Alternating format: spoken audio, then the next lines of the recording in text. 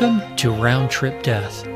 On this show, we have discussions with real people who have had near-death experiences. This is a safe, non-judgmental, non-denominational space where we all have something we can learn from others. While every NDE is different, one of the commonalities is that experiencers come back changed, and their lives going forward reflect that change. The question is, what will you and I learn from listening to their stories? We have a special guest with us today, Dr. Yvonne Kason, MD, from Toronto, but being smart and being a snowbird right now, out in sunny Southern California. Good morning and welcome. Good morning. Thanks for having me, Eric. You know, I think our listeners would love to hear a little bit about you, maybe what kind of doctor you are. We'll talk about your near-death experiences in a minute, but give us a little background on you. Sure. I'm currently retired, but I'm a retired family physician and MD psychotherapist. So that means I did psychotherapy, which is like primary care psychiatry, as the bulk of my practice. And I had a very unusual specialty. I was on faculty at the University of Toronto in Toronto. And since 1990, my specialty was counseling and researching people who've had near-death experiences and other types of spiritually transformative experiences. And I got into that because, as we're going to talk about very shortly, when I was in medical school and then when I was a resident, I started having powerful spiritual experiences, including a near-death experience in a medi-vac plane crash.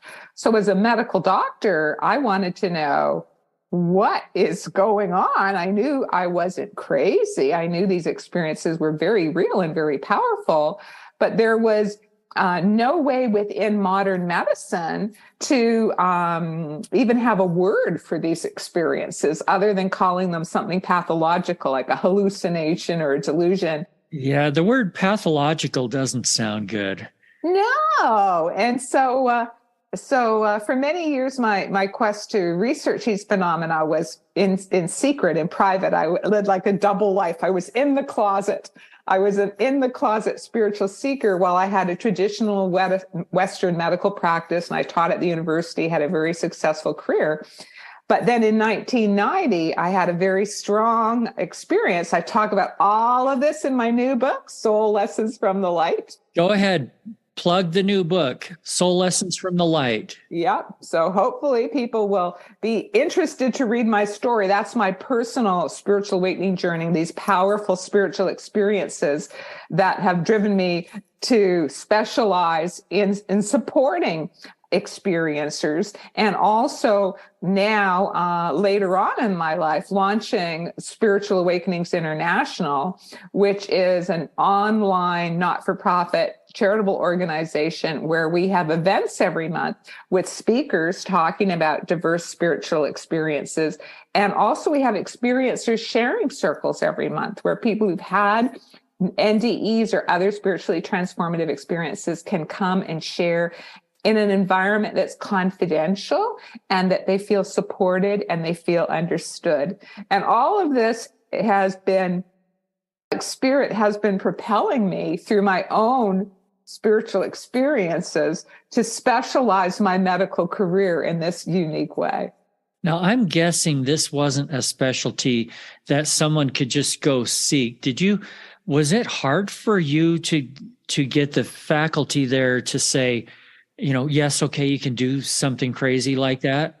I was the first. I was the first in Canada. And I might also, I don't know what was happening in the US, but in terms of MDs, there was no other MD medical doctor in Canada specializing in this area. And it was very outside the box when Spirit propelled me to publicly specialize my practice in this back in 1990. And I did have to face hurdles within the medical profession to try and specialize my practice in this way. But I think when something is right, invisible fingers sometimes intervene and help out so that the pieces come together so that things can move forward. So my near-death experience in the medi-vac plane crash in 1979, which we're going to talk about soon, happened when I was a resident at the University of Toronto. I was finishing my residency. And so because of that, all the faculties and the department head and everybody knew, oh my goodness, one of our residents has been in a plane crash. They all thought I was dead for a period of time until they learned later about my rescue. It was very well known that I'd been in the plane crash, but not everybody knew that I'd had a near-death experience in the plane crash. And in fact, back then, the word near-death experience was not widely known. They knew that I'd been in a plane crash. And so when I approached my department chairman, I said that I wanted to specialize my practice on counseling and researching this area with patients, that he sort of, stroked his chin. He says, oh, this is all from that plane crash that happened when you were a resident. That's what sort of got you pointed in this direction. I said, yes, it is. There was more than that, but that was a big part of it. And so he said, well, as long as you're doing research, that's fine with me. And so when I opened up the clinic specializing in this area, I called it the Spiritual Emergence Research and Referral Clinic, with the research prominently there. And so that's how I got the stamp of approval from the university. Now, getting the stamp of approval from the medical licensing bodies, that was a whole other story. And so I had to deal with that a little bit later. But again, by divine coincidence, the grace of God, I had traveled to a conference in California in 1992, and I met Dr. Robert Turner, who was one of three American doctors and psychologists, Robert Turner, Francis Liu, and David Lukoff, who had just submitted a proposal to the American Psychiatric Association for a new diagnostic category that would encompass and include spiritual experiences as an okay topic. At least it existed as an okay topic for doctors and psychologists to talk to their patients about. And it had just been approved. This knowledge wasn't even public information yet. So when I learned this by meeting Robert Turner at this conference, the Kundalini conference. And so when I got challenged by the medical governing bodies, I was able to inform them, because they didn't know yet, that this had just been approved by the American Psychiatric Association. So now this is a stamp that this is a valid area for doctors to be focusing on with their patients. And I said, and I'm the very first doctor in Canada to specialize this area, this new area. So I'm providing a service that no other physician in Canada is providing. And you know what? That did the trick. That's awesome. So not only did you specialize in this, but did I hear you right that until this time, doctors were really not supposed to even talk about it with patients? Not about spiritual issues. It wasn't listed as one of the things that we were supposed to talk about, like maybe the clergy would or the social worker, but not doctors. And but that has now changed. And then synchronistically, during the 90s, on the media, like on television, on radio, because internet wasn't big yet in the 90s, there were two Americans who'd had near-death experiences who became extremely popular. And so they were on all the talk shows, et cetera. And one of them was Betty Eadie, and the other one was Danny and Brinkley, who'd had powerful near-death experiences. And so that raised in, like, the public started talking about near-death experiences. And then the media in Canada, they were thinking, gee, is there anybody around in Canada who's had a near-death experience?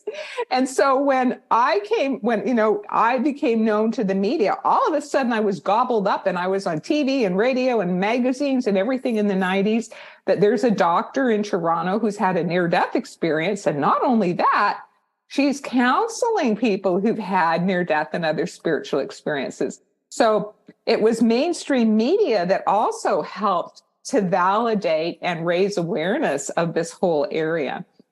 And even though this was quite a few years ago, based on how many people that I talk to that have had near-death experiences, there still is very much of a need for counselors that know how to help these people, because it is not an easy thing to process. Even if it's a wonderful experience, they come back and it's difficult to process. So Yeah. I'm glad you're doing it. I hope some other doctors and counselors are getting into this too. Now, you already threw out the fact that you were in a plane crash, and I probably should have teased that early on. And I don't want to make this show a competition about who died in the craziest way or something, because that's not what we're about, is trying to make a big spectacular thing out of that, but to discuss near-death experiences. But here's the big but. For some reason, in the last few days, there have been some spectacular.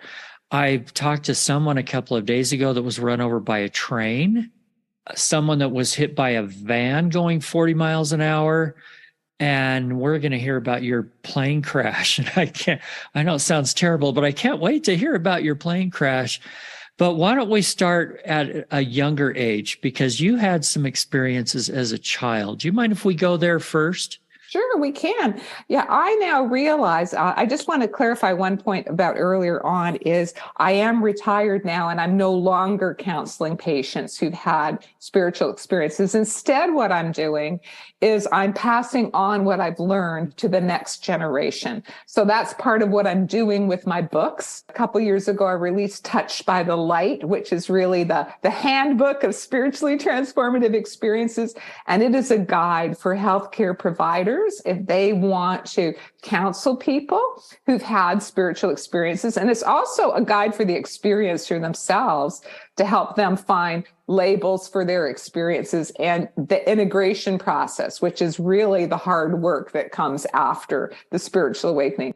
And then my recent book, Soul Lessons from the Light, that is for everybody. You know, it's the stories, like you want to hear my stories. So this is my stories of the powerful spiritual experiences that changed my life. Great. And we'll put links to all of these in our show notes as well, so people can find them. Thank you.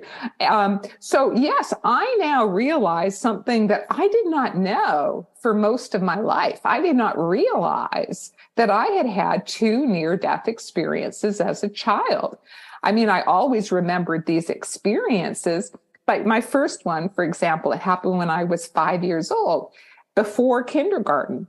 And, you know, when you're that age, you don't have any yardstick or barometer of what is considered, quotes, paranormal versus normal, whatever that means. It's just stuff that happened to me. So this was stuff that happened to me. And similarly, in my near-death experience at age 11, I just understood as stuff that happened to me and figured other people were having these experiences too. It was really only about 4 to 5 years ago that when spirit inside of me was prompting me to look at these experiences. And so as a researcher, I got out my, criteria for assessing how many of the near-death experience criteria that Moody identified did each of these experiences have. And then when I did that, I thought, oh my goodness, they both have enough criteria to qualify as a near-death experience. And oh, no wonder I'm the way that I am.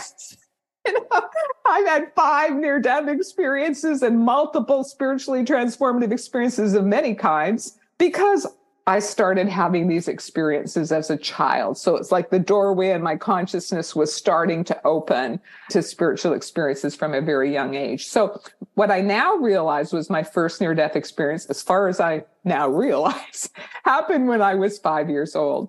And I was traveling with my parents in Europe, and we were we were at a train station. We were going to visit somebody traveling there by train, which is people travel by train a lot in Switzerland. And, as a youngster, as a 5-year-old, I was looking around, very interesting, what's going on at the train station. This was all new for me in Toronto, Canada. We didn't travel by train. And I saw a station hand jump off the platform that I was on. He jumped down onto the tracks. He ran across, and then he climbed up on the next platform. And as a little kid, I thought, oh, that looks like fun. I want to do that too. So I immediately leaned out and started jumping on the railway tracks.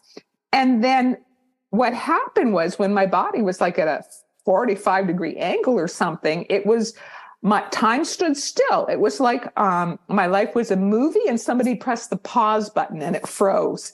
Except my thoughts, my consciousness didn't freeze. And I suddenly found my point of perception 20 or 25 feet above my body.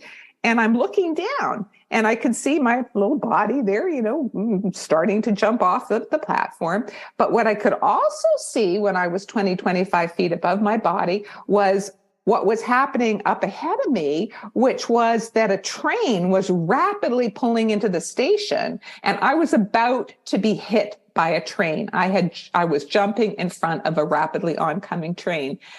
And, it's interesting because when I realized that, I now know it's out of body, but back then I didn't know that. While I was out of body, very oddly, I was not at all afraid. I was totally peaceful. I was totally calm. And when I observed that I was about to be hit by a train, I remember extremely calmly thinking, oh, I see, I'm about to be hit by a train. But there was like no fear, no panic, nothing, just a calm observation. And then all of a sudden, it was like somebody released the pause button and the movie of my life started moving forward again. And then whoosh, a man from behind on the train platform pulled my little body back onto the platform. And then the train whisked in front of me, and I could feel the wind against my face as the train whisked in. And my parents, of course, scolded me vigorously. And I was sort of, shook by the whole experience, but I didn't talk about it to my parents afterwards because I didn't want to bring on another scolding. But how I understood it as a 5-year-old was I thought I could fly. I thought that was what had happened that day, that I had flown. That's how I understood the out-of-body experience. And I think afterwards, I was also having more out-of-body experiences in my dreams, because I also have memories after that of seeing myself like flying down the street to the schoolyard that was down the street, etc. But, as a child, I thought I could fly, and I was so convinced I could fly that when I started kindergarten that fall, and I remember this clearly too, when I made a new little friend, I said, guess what? I can fly. And he said, no, you can't. Nobody can fly. And I said, yes, I can. I'll prove it to you. So, I went and I climbed up on the fence in the front of my house. I spread out my little arms, like wings, and I jumped off, planning to fly down the street. In my mind, I had clear memory of flying down the street to show my friend that I could fly. And of course, I just tumbled to the ground, and my friend laughed and walked away. But I remember what my reaction was as a 5-year-old. I was really confused. Like I couldn't figure it out. Why do I have such a clear memory of flying and now I'm not able to do it? I couldn't figure that out. So I now realize, looking back, that actually was my first near-death experience. Interesting.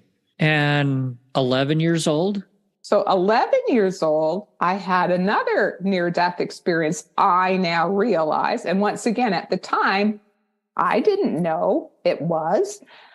When I had just turned 11, and this was long before puberty, so I was really just a kid, we were driving in my family station wagon. My dad was driving. My mom and him were in the front bench seats. Myself, my 2 brothers, my sister, we were all in the back row bench seat. And the station wagon was loaded with luggage. There were tons of suitcases in the back compartment. And this is long before the days of seat belts. So we were just sort of sitting there loosely on the bench seat. something happened. Suddenly there was a lurch in the car. And I remember saying to my dad, what's that? And my dad saying something like, oh, maybe a flat tire. Anyway, what ended up happening was we think it was a flat tire. The car was going at high speed on the freeway, and there were very deep ditches on the side of the expressway, and the car veered into the side, and then it flipped a couple times going down into this deep ditch on the other side. And somewhere in the course of that happening, I was thrown into the back part of the station wagon where the luggage was. I sustained a head injury and I was unconscious. And I did not regain consciousness for 3 days. So I don't have worldly memories until 3 days later. However, what I do remember, and I've always remembered, is I've remembered, so my physical body was unconscious and I was stuck in the back of the car there somewhere. But I remember floating above the accident scene and looking down. And my father had been pulled out by some passerbys and was at the side of the road waiting for the ambulance. And my father was very seriously injured and bleeding with blood all over his face. And he was looking, and my mother had been found, my younger sister had been found, my 2 brothers had been found, but he noticed that I had not been found. And so even though he was gravely ill, my father kept saying, my daughter, my daughter, my daughter. And I was floating above, and I was witnessing my injured father going, my daughter, my daughter, my daughter. And he has corroborated this to me afterwards, of course, that this is exactly what happened, what I observed.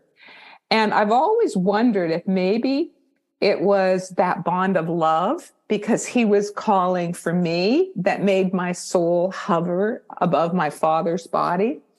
Anyway, so that's one memory I have while I'm unconscious. And then my memory while unconscious shifts.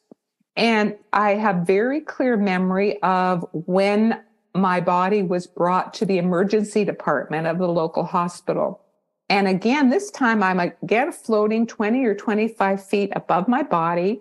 And I'm looking down. It's as if the ceiling had become transparent or something, and I could look through the ceiling and I could see my little body laying there on, what I now know is an examining room table, but as a kid, you don't know any of these things. And I could see 2 men huddled over my body, and I guessed they were doctors. And I would also see this big, round, circular, disc-shaped lamp. And I was looking at it from the top-down perspective. Now I know, as a medical doctor that, this is what the lamps look like in emergency departments and surgeries. But I didn't know that when I was an 11-year-old kid. And I was looking at it from a top-down perspective, what it would look like from the top. And I watched that for a period of time. And then it's like my consciousness jumped in time, because the next memory that I have of those 3 days that I was unconscious is when I woke up.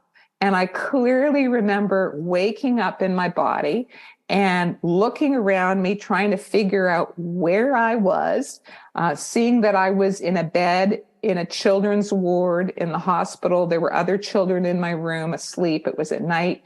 Railing was pulled up. I had whatever on my arms. I just pulled that out because I had to pee desperately. And I carefully climbed over the railing and I started looking for a washroom. I didn't realize they put me in a diaper while I was unconscious, because of course at 11, you don't use a diaper anymore. And I was looking for somewhere to go pee. And a nurse comes running down the hall, blah, blah, blah, blah, blah. And, I was back. So interestingly enough, there was a very powerful after effect after this experience, which I now know was a near-death experience. But again, back then, I had no idea this didn't happen to everybody when they were unconscious. For all I knew, that's just normal when you're unconscious. Did you tell anybody about this one? Not until recently, because again, it never occurred to me that it wasn't something that happened to everybody. And I have to tell you about the after effect, though, because the after effect was very, very powerful, which was for almost a year afterwards. And again, up until 5 years ago, I didn't even realize this was an after effect. I didn't put the pieces together, but now I know it was an after effect. Is I could see ghosts. For a year after this, I could see ghosts. I would see these wispy creatures in my bedroom at night, and I was terrified.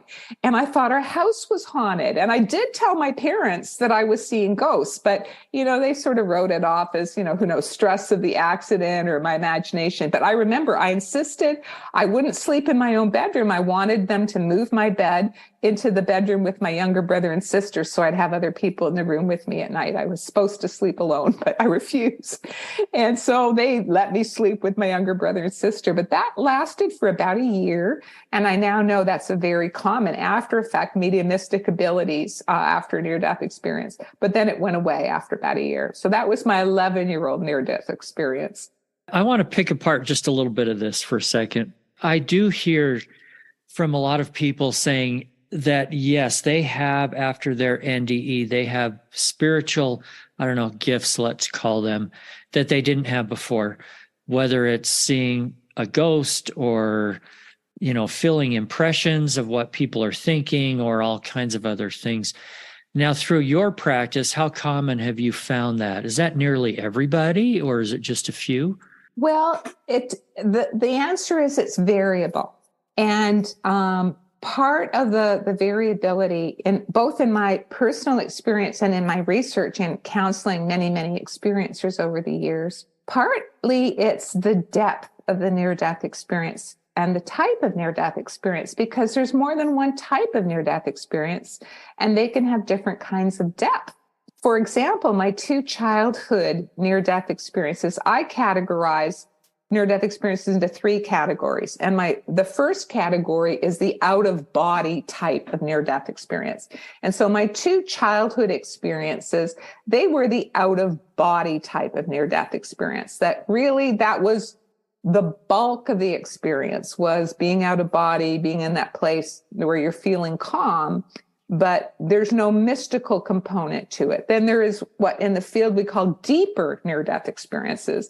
And I call those the mystical near-death experiences, where in addition to the out-of-body, usually, then we have a profound mystical experience. And that may involve going into the light. It may involve a life review. It may involve, seeing saints from their spiritual tradition. It may involve seeing departed loved ones. It may involve having spiritual lessons on the other side. But profound mystical experiences, this is a much deeper type of near-death experience.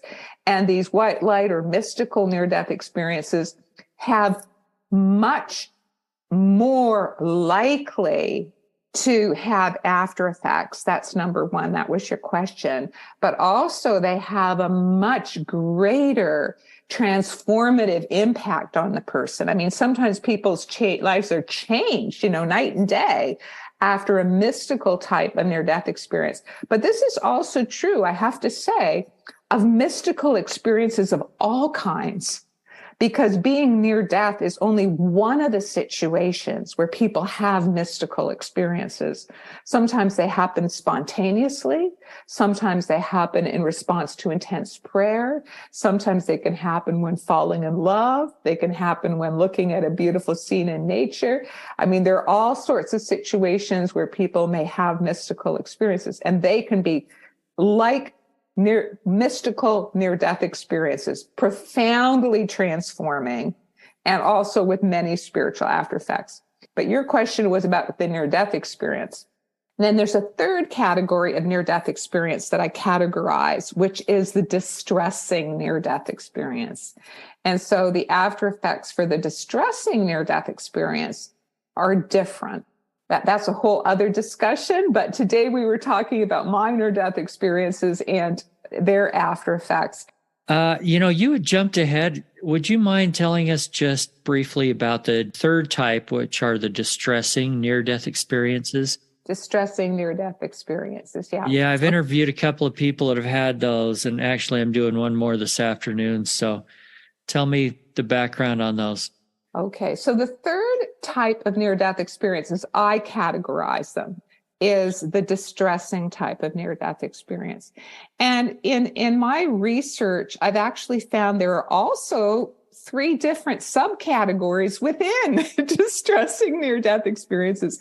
And I talk about that quite all of this in my other book, Touched by the Light, that came out 2 years ago, if people want to read more about it.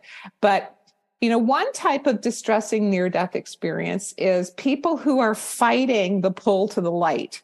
So this is, they're close to death, their body's out of body, and they see the light and they're being pulled towards the light, but they don't want to go there. And so they're trying to get back into their body, and they're desperately trying to fight that pull that's pulling them towards the light. So when I've counseled people like this, I've said to them, well, was there anything negative or stressing or fearful actually when you were out of body? And then they go, well, no, but I didn't want to be there. I wanted to be back in my body. And so the distressing part was that they were fighting the pull to the out of body. And that's like, people have described it to me like trying to fight against an undertow. Like it's a really desperate fight to get back in your body.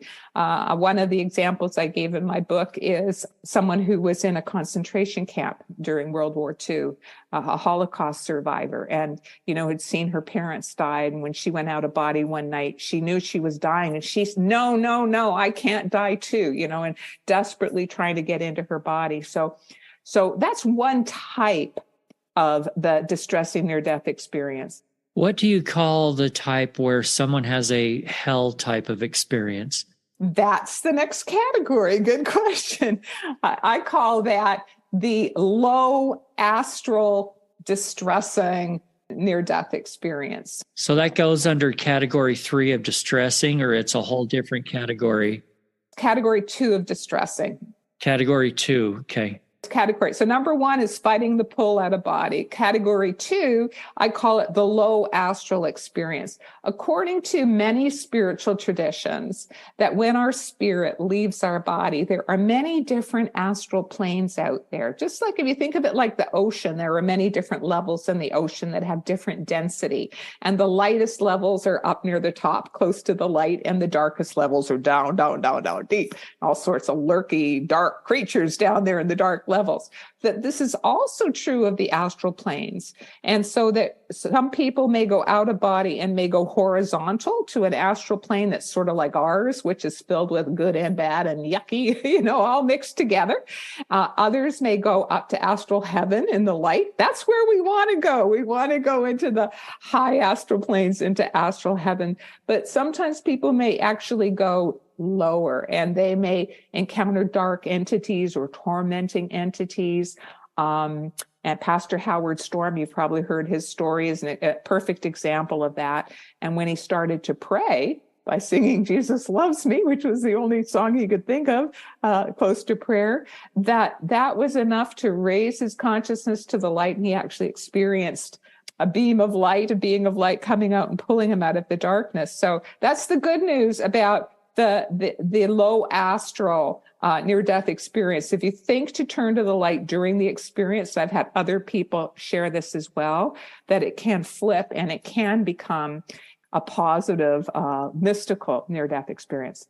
The third category, I call it the distressing distortions. I have a better term in the book, but it doesn't leap to mind right now. And some of these people, it's like a hallucination on LSD or something, it's like mixtures of images and the bizarre story, like a really bizarre nightmare that makes no sense at all, that is confusing, that is distressing, images flashing. And I wonder about this category, if it's actually a near-death experience at all. I wonder if it might be effect of drugs on the brain, that often it's, during surgery, or they've been on really strong medications, if that's causing this sort of, because it's not clear. It's not a mystical experience. It's also not a hellish experience. It's just nightmare and distortion. So more like a dream that just doesn't make sense, it sounds like. Well, oh no, worse than that, like a LSD trip with a bad dream, like just distortions, regardless of what type. Those are the three types that I've observed, and there may be more, but I'm just saying in my clinical experience, I've observed people telling me about these types of distressing NDEs. But the point that I want to make is no matter the type of distressing NDE, they can, with support and with, I think, spiritual intent, one can learn and grow. It can be an impetus for learning, growth, and healing. So it's not just the positive near-death experiences that can propel one to spiritual growth, but also these distressing ones can be very powerful stimuli to spiritual and personal growth afterwards, if you choose to use them that way. So in addition to having your own near-death experiences, you're an expert on this topic. You have studied this for years in a medical and clinical standpoint. Yes. So I'm going to ask you some questions that I don't ask other people. And one is, are there some emotions that are missing when we go to the other side? For example, you mentioned that on the train tracks, you didn't feel fear anymore. Are there other negative emotions like fear, hatred, jealousy, things like that are gone? It depends what type of a near-death experience we have. So again, as I mentioned to you, that there are the three types: the out-of-body type, the mystical type, and the distressing type. So if you have a distressing type, any of the human emotion can be felt there. Fear, anger, all of that can be felt there. However, if you have a mystical type where you go into the light, the feeling of love and unconditional love is so powerful that it's like it dissolves the other feelings. And if they start to creep up, it's like the love helps to dissolve them. In my most recent near-death experience in 2003, for example, when I was first welcomed into the light and felt that incredible love, welcoming, joy, this little ego part of me that was still there, like it was in a backpack or something, sort of raised its little head over my shoulder and was worried about something. I was worried. So worry was there because this little part of me went, uh-oh, here comes the life review. But, I've learned that many people, when they're clinically dead, will get a life review where they'll see the good, bad, and the ugly of their lives. And I thought, nobody's perfect. I've made mistakes in my life too. But what happened was two beings of light, two great saints, welcomed me to the light. And it's like they read my mind and just glanced over at me. And with a glance, it was like they blew that worry off, like it was a fleck of dust on my shoulder. And then, with the thought, don't worry about it. And I understood with that transmission that the love of the higher power is so great and so unconditional that the divine gets it, that we all make mistakes, but understands that it's all part of our learning process. Just sort of like when a child is learning to walk, it's going to stumble, it's going to fall, it's going to skin its knees, it's going to bump its head. But a loving parent understands that that's all part of the learning process and comforts the child rather than punishes the child. And that's the type of the love the divine has for us. And with that, my worry was just like gone. Just poof. And the life reviews end up not being negative anyway. Even people that haven't lived great lives usually do not feel guilt, shame, things like that. They feel love fixing all of that instead. Yeah, understood and feel compelled to maybe make amends afterwards and to live their life differently moving forward, being more loving, more kind, more compassionate, more forgiving. We have a lot more to discuss with Dr. Kason, so we've split this episode into 2 parts, with part 2 going live in another 2 or 3 days. You won't want to miss it, as we're going to hear about her medi-vac plane crash and much, much more. To be notified when that episode goes live, follow the show on your podcasting app or click over to roundtripdeath.com and sign up for our email newsletter. Until then, I wish you everything good that you're looking for in this life and the next.